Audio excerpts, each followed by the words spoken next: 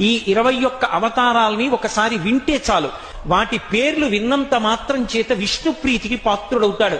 వేరొక్కసారి జాగ్రత్తగా వినండి. మొట్టమొదట ఆదినారాయణుడు, సనకసనందనాదులు. దాని తర్వాత వచ్చినటువంటిది యజ్ఞవరాహావతారం. యజ్ఞవరాహావతారం తర్వాత నారదుడు. నారదుడి తర్వాత నరనారాయణుడు. నరనారాయణుల తర్వాత వచ్చినటువంటిది కపిలావతారం. కపిలావతారం తర్వాత దత్తాత్రేయావతారం. దత్తాత్రేయావతారం తర్వాత యజ్ఞావతారం. యజ్ఞుని యొక్క అవతారం తర్వాత వృషభావతారం. వృషభావతారం తర్వాత వచ్చింది పృథుమహారాజు గారి అవతారం. పృథుమహారాజు గారి అవతారం తర్వాత వచ్చినటువంటి అవతారం మత్స్యావతారం. తర్వాత కూర్మావతారం. తర్వాత ధన్వంతరి. తర్వాత మోహిని. తర్వాత నరసింహుడు.